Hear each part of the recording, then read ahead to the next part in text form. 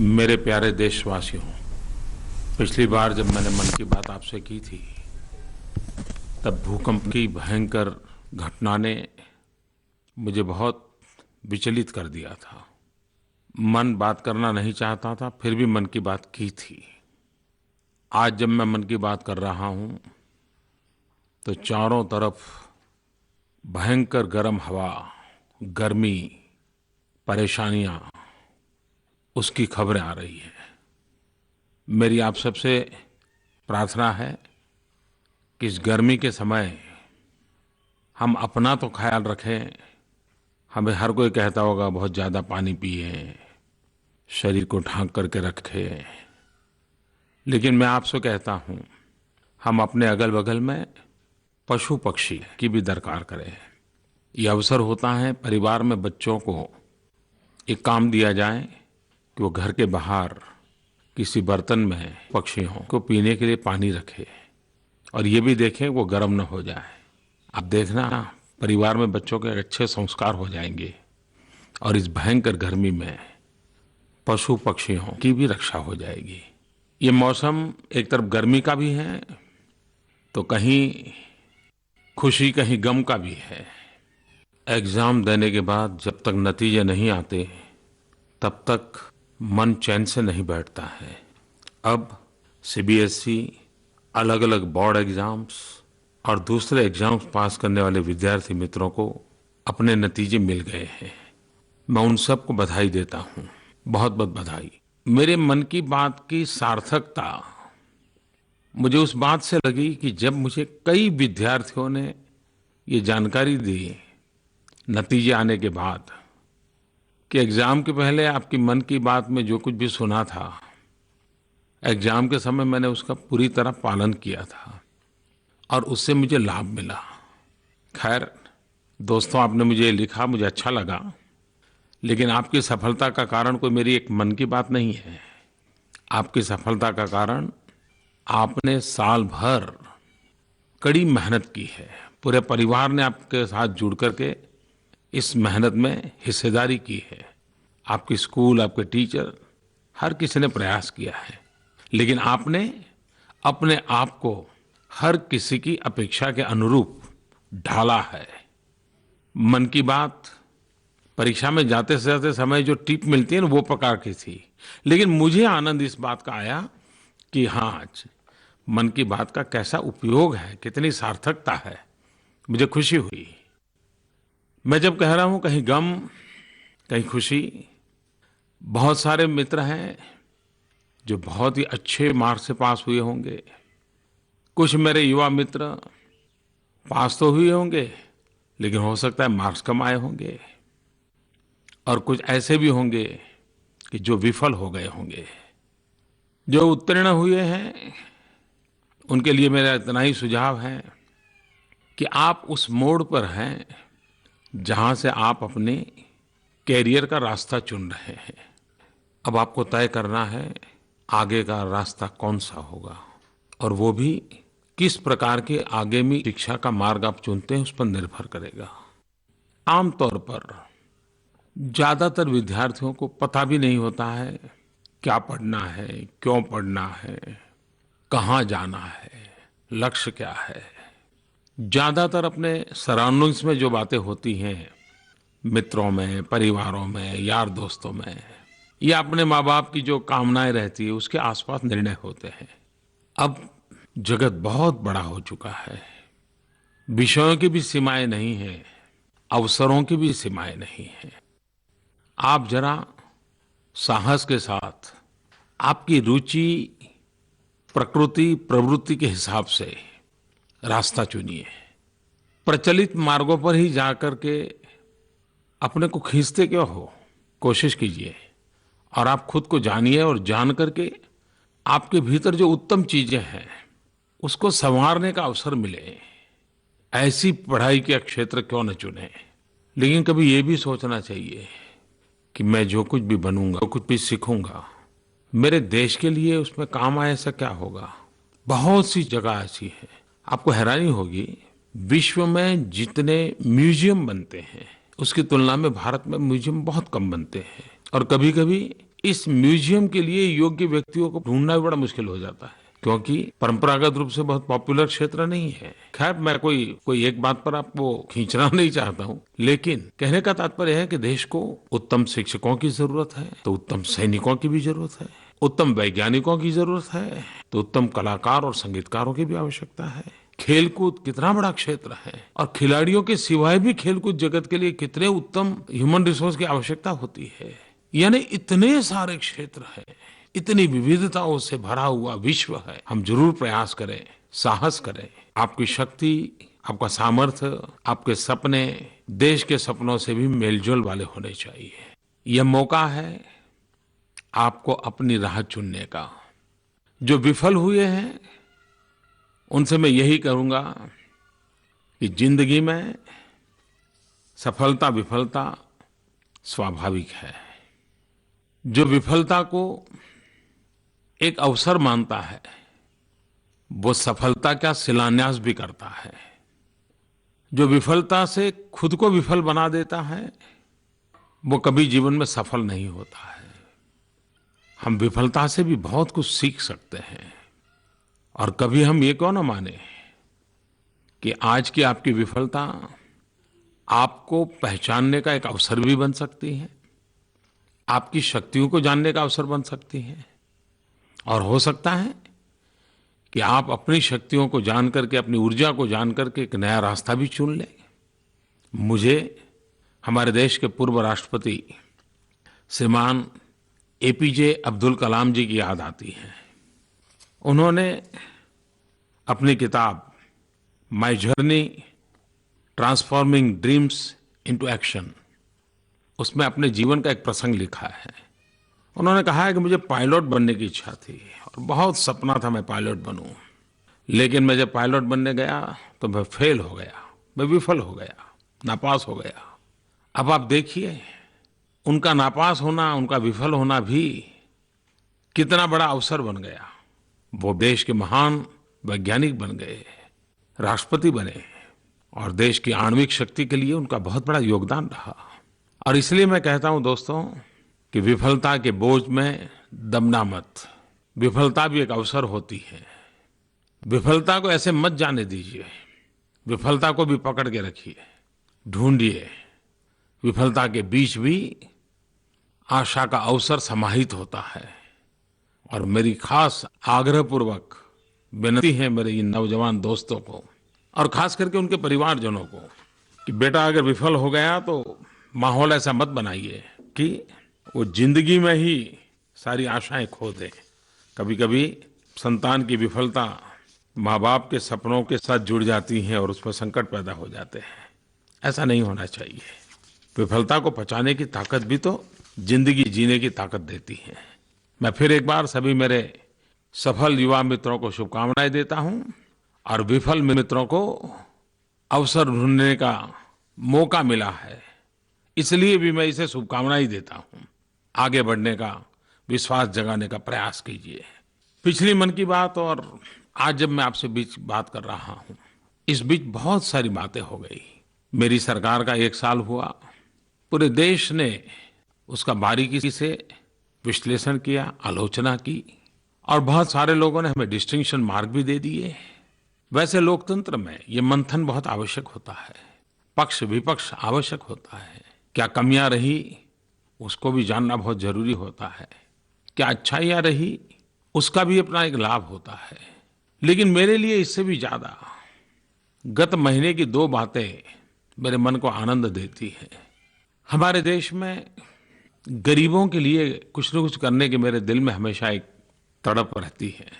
नई नई चीजें सोचता हूँ, सुझाव आए तो उसको स्वीकार करता हूँ। हमने गत मास प्रधानमंत्री सुरक्षा बीमा योजना, प्रधानमंत्री जीवन ज्योति बीमा योजना, अटल पेंशन योजना, सामाजिक सुरक्षा की 3 योजनाओं को लॉन्च किया।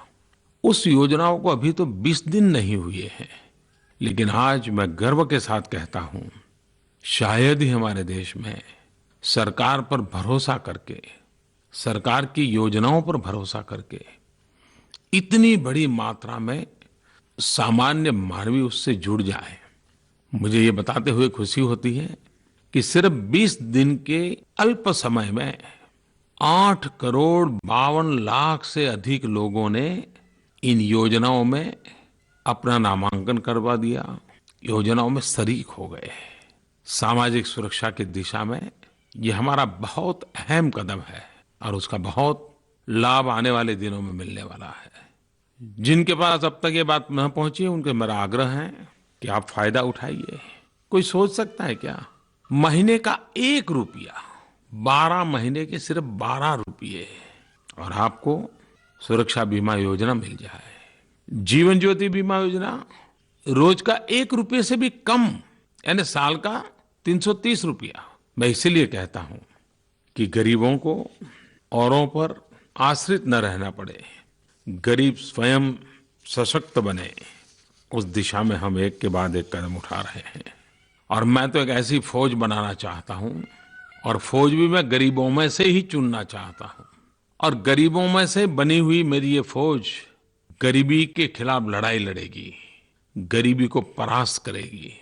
और देश में कई वर्षों का ये हमारे सर पर एक बोझ है, उस गरीबी से मुक्ति पाने का हम निरंतर प्रयास करते रहे और सफलता पाएंगे। दूसरी एक महत्वपूर्ण बात जिससे मुझे आनंद आ रहा है, वो है किसान टीवी चैनल। वैसे तो देश में टीवी चैनलों की भरमार है, क्या नहीं है। कार्टून की भी चैनलें चलती है, स्पोर्ट्स की चैनल चलती है, न्यूज की चलती है, एंटरटेनमेंट की चलती है, बहुत सारी चलती है। लेकिन मेरे लिए किसान चैनल महत्वपूर्ण इसलिए कि मैं इससे भविष्य को बहुत भली भांति देख पाता हूं। मेरी दृष्टि में किसान चैनल एक खेत खलिहान वाली ओपन यूनिवर्सिटी है। अरे ऐसी चैनल है जिसका विद्यार्थी भी किसान है और जिसका शिक्षक भी किसान है। उत्तम अनुभवों से सीखना, परंपरागत कृषि से आधुनिक कृषि की तरफ आगे बढ़ना।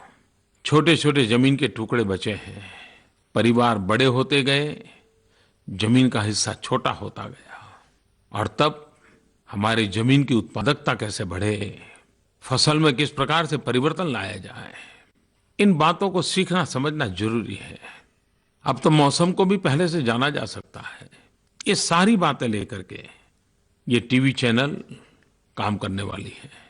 और मेरे किसान भाइयों बहनों, इसमें हर जिले में किसान मॉनिटर की व्यवस्था की गई है, आप उसका संपर्क जरूर करें। मेरे मछुआरे भाई बहनों को भी मैं कहना चाहूंगा, मछली पकड़ने के काम में जुड़े हुए लोग, उनके लिए भी इस किसान चैनल में बहुत कुछ है। पशुपालन भारत के ग्रामीण जीवन का परंपरागत काम है और कृषि में एक प्रकार से सहायक होने वाला क्षेत्र है। लेकिन दुनिया का अगर हिसाब देखें तो दुनिया में पशुओं की संख्या की तुलना में जितना दूध उत्पादन होता है, भारत उसमें बहुत पीछे है। पशुओं की संख्या की तुलना में जितना दूध उत्पादन होना चाहिए उतना हमारे देश में नहीं होता है। प्रति पशु अधिक दूध उत्पादन कैसे हो, पशु की देखभाल कैसे हो, उसका लालन पालन कैसे हो, उसका खान पान क्या हो। परंपरागत रूप से तो हम बहुत कुछ करते हैं, लेकिन वैज्ञानिक तौर तरीकों से आगे बढ़ना बहुत जरूरी है। और तभी जाकर के कृषि के साथ पशुपालन भी आर्थिक रूप से हमें मजबूती दे सकता है, किसान को मजबूती दे सकता है, पशुपालक को मजबूती दे सकता है। हम किस प्रकार से इस क्षेत्र में आगे बढ़ें, किस प्रकार से हम सफल हो, उस दिशा में वैज्ञानिक मार्गदर्शन आपको मिले।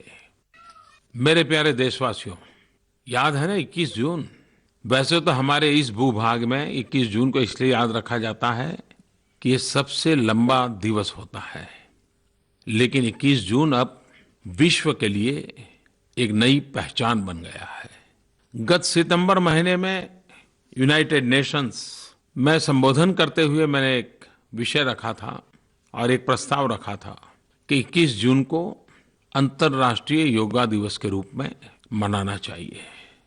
और सारे विश्व को अचरज हो गया, आपको भी अचरज होगा, 100 दिन के भीतर भीतर 177 देशों के समर्थन से ये प्रस्ताव पारित हो गया।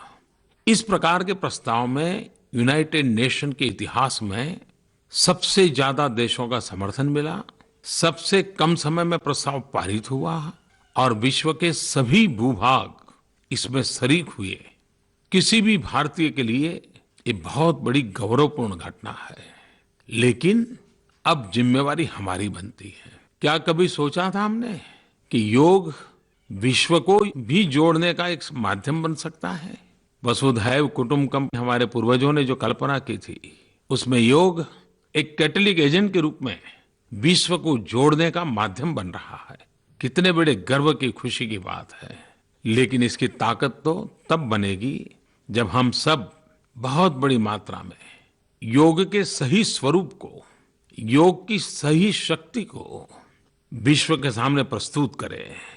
योग दिल और दिमाग को जोड़ता है। योग रोग मुक्ति का भी माध्यम है, तो योग भोग मुक्ति का भी माध्यम है।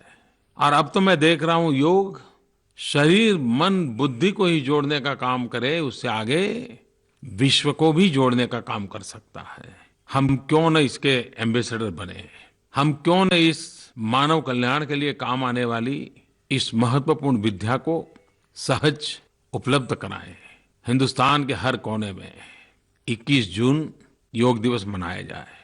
आपके रिश्तेदार दुनिया के किसी न किसी देश में अगर रहते हो, आपके मित्र परिवारजन कहीं रहते हो, आप उनको भी टेलीफोन करके बताइए कि वे भी वहां लोगों को इकट्ठा कर करके योग दिवस मनाएं। अगर उनको योग का कुछ ज्ञान नहीं है तो कोई किताब लेकर के पढ़ करके भी सबको समझाएं कि योग क्या होता है। एक पत्र पढ़ लें। लेकिन मैं मानता हूं कि हमने योग दिवस को सचमुच में विश्व कल्याण के लिए एक महत्वपूर्ण कदम के रूप में, मानव जात के कल्याण के रूप में, और तनावों से जिंदगी से गुजर रहा मानव समूह, कठिनाइयों के बीच हताश निराश बैठे हुए मानव को नई चेतना ऊर्जा देने का सामर्थ्य योग में है। मैं चाहूंगा कि विश्व ने जिसको स्वीकार किया है, विश्व ने जिसको सम्मानित किया है, और विश्व को भारत ने जिसे दिया है, ये योग हम सबके लिए गर्व का विषय बनना चाहिए। अभी 3 सप्ताह बाकी हैं। आप जरूर प्रयास करें, जरूर जुड़े और औरों को भी जोड़े, ये मैं आग्रह करूंगा। मैं एक बात और कहना चाहता हूं, खास करके मेरे सेना के जवानों को, जो आज देश की सुरक्षा में जुटे हुए, उनको भी, और जो आज सेना से निवृत्त होकर के अपना जीवन यापन कर रहे, देश के लिए त्याग तपस्या करने वाले जवानों को। और मैं ये बात एक प्रधानमंत्री के तौर पर नहीं कर रहा हूं। मेरे भीतर का इंसान दिल की सच्चाई से, मन की गहराई से मेरे देश के सैनिकों से आज बात करना चाहता है। 1 रैंक 1 पेंशन, क्या ये सच्चाई नहीं है कि 40 साल से ये सवाल उलझा हुआ है? क्या ये सच्चाई नहीं है कि इसके पूर्व की सभी सरकारों ने इसकी बातें की, किया कुछ नहीं? मैं आपको विश्वास दिलाता हूं, मैंने निवृत्त सेना के जवानों के बीच में वादा किया है कि मेरी सरकार 1 रैंक 1 पेंशन लागू करेगी। हम जिम्मेवारी से हटते नहीं हैं, और सरकार बनने के बाद भिन्न भिन्न विभाग इस पर काम भी कर रहे हैं। मैं जितना मानता था उतना सरल विषय नहीं है, पेचीदा है, और 40 साल से उसमें समस्याओं को जोड़ा गया है। मैंने इसको सरल बनाने की दिशा में, सर्व स्वीकृत बनाने की दिशा में सरकार में बैठे हुए सबको रास्ते खोजने पर लगाया हुआ है। पल पल की खबरें मीडिया में देना जरूरी नहीं होता है, इसकी कोई रनिंग कमेंट्री नहीं होती है। मैं आपको विश्वास दिलाता हूं, यही सरकार, मैं फिर से भी कहता हूं, यही सरकार आपका 1 रैंक 1 पेंशन का मसला सॉल्यूशन लाके रहेगी। और जिस विचारधारा में से पल करके हम आए हैं, जिन आदर्शों लेकर के हम आगे बढ़े हैं, उसमें आपके जीवन का महत्व बहुत है। मेरे लिए आपके जीवन के साथ जुड़ना, आपकी चिंता करना, ये सिर्फ न ही कोई सरकारी कार्यक्रम है, न ही कोई राजनीतिक कार्यक्रम है, मेरी राष्ट्र भक्ति का ही वो एक प्रकटीकरण है। मैं फिर एक बार मेरे देश के सभी सेना के जवानों को आग्रह करूंगा कि राजनीतिक रोटी सेकने वाले लोग 40 साल तक आपके साथ खेल खेलते रहे हैं, मुझे वो मार्ग मंजूर नहीं है। और न ही मैं ऐसी कोई कदम उठाना चाहता हूं जो समस्याओं को जटिल बना दे। आप मुझ पे भरोसा रखिए। बाकी जिनको बातें उछालनी होगी, विवाद करने होंगे, अपनी राजनीति करनी होगी उनको मुबारक। मुझे देश के लिए जीने मरने वालों के लिए जो कर सकता हूं करना, यही मेरे इरादे हैं। और मुझे विश्वास है कि मेरे मन की बात, जिसमें सिवाय सच्चाई कुछ नहीं है, वो आपके दिलों तक पहुंचेगी। 40 साल तक आपने धैर्य रखा है। मुझे कुछ समय दीजिए, काम करने का अवसर दीजिए और हम मिल बैठ करके समस्याओं का समाधान करेंगे। ये मैं फिर से एक बार देशवासियों को विश्वास देता हूं। छुट्टियों के दिनों में सब लोग कहीं न कहीं तो गए होंगे, भारत के अलग अलग कोने में गए होंगे। हो सकता है कुछ लोग अब जाने का कार्यक्रम बनाते होंगे। स्वाभाविक है, सीइंग इज बिलीविंग। जब हम भ्रमण करते हैं, कभी रिश्तेदारों के घर जाते हैं, कहीं पर्यटन के स्थान पर पहुंचते हैं, दुनिया को समझना देखने का अलग अवसर मिलता है। जिसने अपने गांव का तालाब देखा है और पहली बार जब वो समंदर देखता है तो पता नहीं वो मन के भाव कैसे होते हैं। वो वर्णन ही नहीं कर सकता है कि अपने गांव वापस जाके बता ही नहीं सकता है कि समंदर कितना बड़ा होता है। देखने से एक अलग अनुभूति होती है। आपने छुट्टियों के दिनों में अपने यार दोस्तों के साथ, परिवार के साथ कहीं न कहीं जरूर गए होंगे या जाने वाले होंगे। मुझे मालूम नहीं आप जब भ्रमण करने जाते हैं तब डायरी लिखने की आदत है कि नहीं है, लेकिन लिखनी चाहिए, अनुभवों को लिखना चाहिए। नए नए लोगों से मिलते हैं तो उनकी बातें सुन करके लिखना चाहिए। जो चीजें देखी हैं उसका वर्णन लिखना चाहिए। एक प्रकार से अंदर अपने भीतर उसको समाविष्ट कर लेना चाहिए। ऐसे सरसरी नजर से देख करके आगे चल जाए, ऐसा नहीं करना चाहिए। क्योंकि ये भ्रमण अपने आप में एक शिक्षा है। हर किसी को हिमालय में जाने का अवसर नहीं मिलता है, लेकिन जिन लोगों ने हिमालय का भ्रमण किया और किताबें लिखी हैं, उनको पढ़ोगे तो पता चलेगा कि क्या आनंददायक यात्राओं का वर्णन उन्होंने किया है।